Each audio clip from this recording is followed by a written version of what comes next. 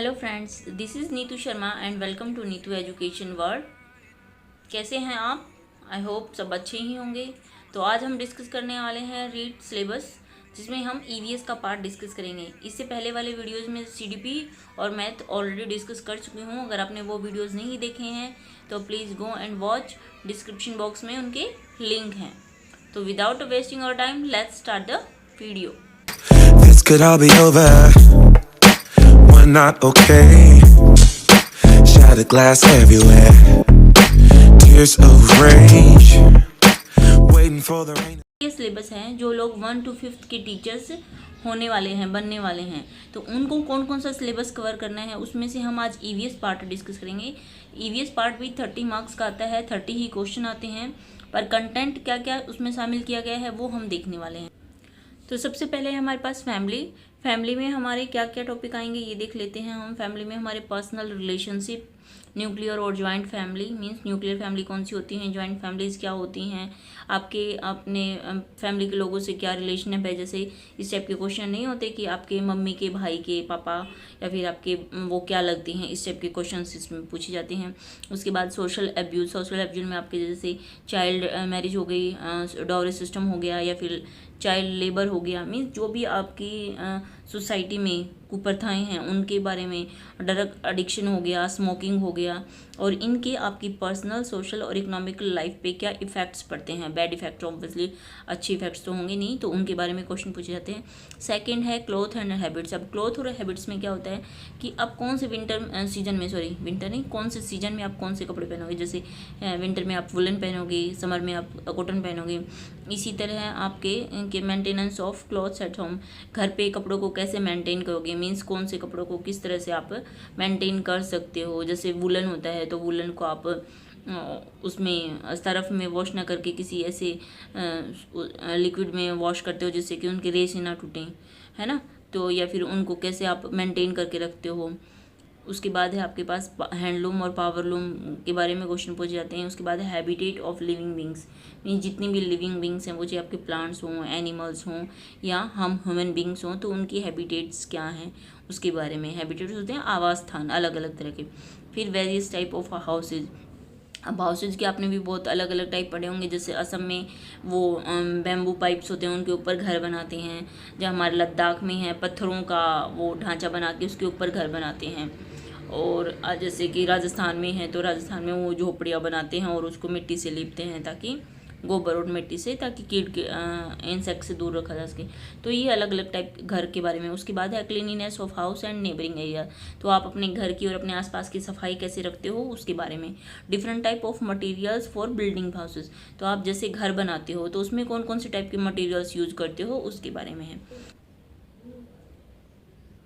Profession में आपके हैं कि आपने जितने भी प्रोफेशन आपके आसपास में हैं, मींस जो भी जॉब आपकी कम्युनिटी के लोग करते हैं, चाहे वो टेलरिंग हो, मतलब क्लॉथ स्टिचिंग हो, गार्डनिंग हो, फार्मिंग हो, आप कोई टीचर है, कोई डॉक्टर है, एनिमल्स पालते हैं, एनिमल रेयरिंग, वेजिटेबल वेंडर, सब्जी बेचने वाले, उनसे रिलेटेड क्वेश्चन।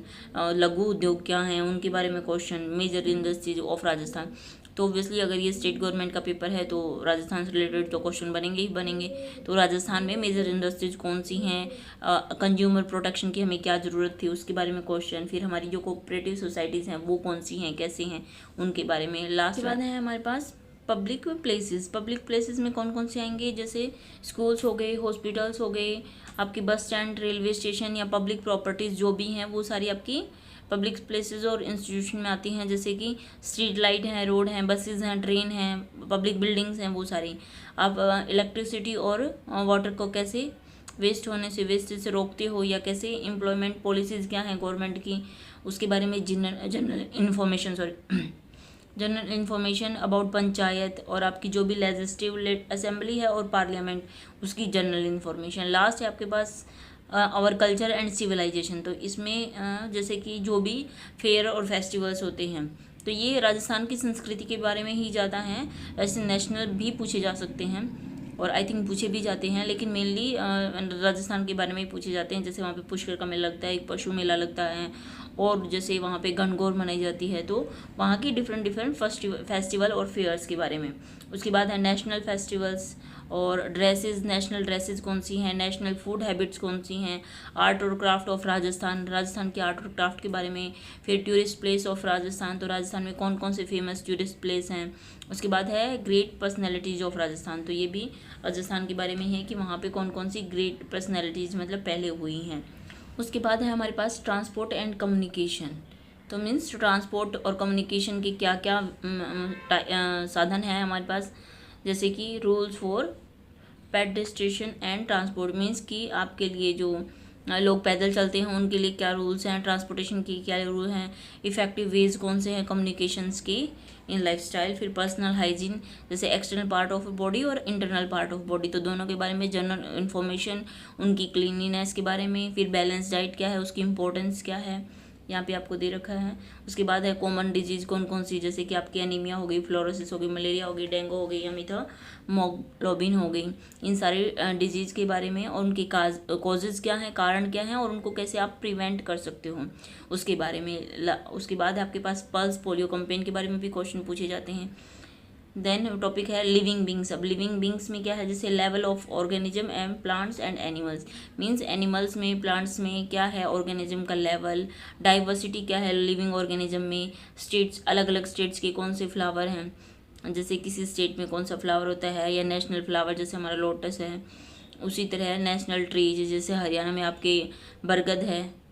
अगर अलग अलग स्टेट में हो सकता है कि आपके हरियाणा में पीपल है, नेशनल हमारा बरगद है, और राजस्थान में भी ऐसे ही है। फिर स्टेट बर्ड कौन से हैं, स्टेट एनिमल्स कौन से हैं, knowledge of reserve forest and wild life. Wild life में आपके जो भी जितने भी नेशनल पार्क हैं, आपके अभ्यारण्य हैं जीव जंतुओं के लिए, जो सेंचुरीज बनाई जाती हैं उनके बारे में।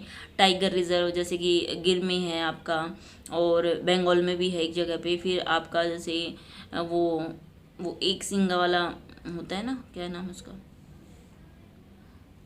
सॉरी, तो फिर ये क्या है टाइगर रिजर्व कहाँ पे है आपके, टाइगर रिजर्व जैसे बंगाल में है, और लायन रिजर्व या यहाँ पे गिर में भी है गुजरात में। वर्ल्ड हेरिटेज कौन कौन सी हैं, conservation of species of plants and, जो जातियाँ या प्रजातियाँ प्लांट्स की और एनिमल्स के विलुप्त हो रही हैं उनको कैसे कंजर्व करना है।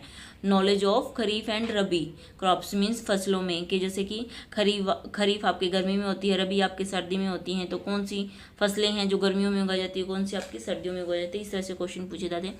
उसके बाद है मैटर एंड एनर्जी, ये साइंस में से टॉपिक है। इसमें आपके तीनों स्टेट्स होंगी, जैसे लिक्विड, सॉलिड और गैस, टाइप ऑफ उनके बारे में पूछा जाएगा, कौन से हैं, अलग अलग टाइप की एनर्जी कौन सी, जैसे विंड एनर्जी होती है, सोलर एनर्जी होती है, वाटर एनर्जी होती है, ठीक है, उनके बारे में। ट्रांसफॉर्मेशन कैसे होता है एक फॉर्म से दूसरे, जैसे गैस से लिक्विड कैसे बनेगी, या फिर सॉलिड से गैसेस कैसे बनेगी, या लिक्विड कैसे बनेगी। फिर एनर्जी को डेली लाइफ में कैसे एप्लीकेबल करते हो, या application of energy in daily life, तो मीन्स डेली लाइफ में आप एनर्जी को कैसे अप्लाई करते हो, सोर्सेज क्या हैं लाइट के, और कॉमन प्रॉपर्टीज़ क्या हैं लाइट की, उनके बारे में। उसके बाद है आपके पास basic knowledge of air, water, forest, wetland and desert, तो मीन्स आपके पास इनकी बेसिक नॉलेज होनी चाहिए। ये आपका जैसे life and survival of plants का है उसमें से, या फिर एनिमल्स का है उसमें से, तो ये टॉपिक है। तो जैसे वाटर में, एक्वेटिक में, फॉरेस्ट में, वेटलैंड में, डेजर्ट में, एयर में, बेसिक नॉलेज इन सारे टॉपिक्स से होनी चाहिए। डिफरेंट टाइप के पॉल्यूशंस कौन से हैं, रिन्यूएबल और नॉन रिन्यूएबल एनर्जी क्या होती है, उसकी रिसोर्सेज क्या हैं, और ये in Rajasthan and concept of their conservation, means Rajasthan के लिए पूछा स्पेशली, और उनके कंजर्वेशन के कॉन्सेप्ट क्या हैं, संप्रत्य क्या है उसके बारे में। फिर वेदर एंड क्लाइमेट क्या है, मीन्स अलग अलग स्टेट का भी हो सकता है, और मे भी राजस्थान के बारे में ही ज़्यादा पूछें कि वहाँ का वेदर कैसा है, क्लाइमेट कैसा है, और वाटर साइकिल। तो उसके बाद है हमारे पास, अब वो सारे जो क्वेश्चन थे वो ऑलमोस्ट ईवीएस के थे, जो आपकी 3rd to 8th की ईवीएस की बुक में भी आरबीएससी की जो बुक है राजस्थान बोर्ड की, उनमें से ही मिलेगा ज़्यादातर सिलेबस आपको। हो सकता है थोड़ा बहुत आपको एनसीईआरटी की बुक से भी मिल जाए। और अब ये जो टॉपिक स्टार्ट होने वाले हैं ये सारे आपके पेडागोजी के चैप्टर हैं, मीन्स ईवीएस पेडागोजी से रिलेटेड। तो जैसे concept and scope of environmental study, means environmental study EVS के क्या स्कोप है, उसका जो कॉन्सेप्ट है वो क्या है। उसके बाद है कि जो ईवीएस है वो सिग्निफिकेंसेस क्या हैं उसकी, वो इंटीग्रेटेड रूप में हम ईवीएस को कैसे पढ़ाते हैं, जैसे साइंस और एसएस को ज्वाइन करके पढ़ाते हैं, तो वो एकीकृत रूप में उसको कैसे हमने एक्वायर किया है या कैसे उसको माना है। उसके बाद है environmental studies and environmental education learning principles, इनके प्रिंसिपल्स क्या हैं, सिद्धांत। और scope of and relationship of science and social science, means science और सोशल साइंस के बीच क्या स्कोप है और उनका आपस में रिलेशनशिप क्या है। Approaches of presenting concept, mean अभी जो प्रेजेंट कॉन्सेप्ट है उसकी अप्रोचेज क्या हैं, एक्टिविटीज़ क्या क्या ईवीएस में इंक्लूडेड हैं। फिर एक्सपेरिमेंटल और प्रैक्टिकल वर्क से रिलेटेड क्वेश्चन पूछे जाते हैं। उसके बाद है डिस्कशन, फिर है आपका कंप्रीहेंशन एंड कंटिन्यूअस इवोल्यूशन, यानी कि CCE की बात की है तो उससे भी आपके क्वेश्चन पूछे जाते हैं। फिर टीचिंग मटेरियल एड्स, मीन्स कौन कौन से टीचिंग मटेरियल एड आप ईवीएस को टीच करने के लिए यूज करते हो, ठीक है। और उसके बाद आपके पास problem of teaching, means teaching के या शिक्षण में आपकी क्या क्या प्रॉब्लम्स आती हैं उनसे रिलेटेड भी क्वेश्चन पूछे जाते हैं। तो आई होप आप लोगों को ये जो सिलेबस हमने डिस्कस किया है, जो कंटेंट मैंने आपको बताया है, वो थोड़ा सा भी यूजफुल और इन्फॉर्मेटिव लगा हो तो प्लीज़ चैनल को सब्सक्राइब कर लें, लाइक कर दें और अपने और भी फ्रेंड्स के साथ शेयर कर दें जो कि रीट से या सीटेट की तैयारी कर रहे हैं। यहाँ पर आपको बहुत सारे यूजफुल वीडियोज़ मिलते रहेंगे। Thank you.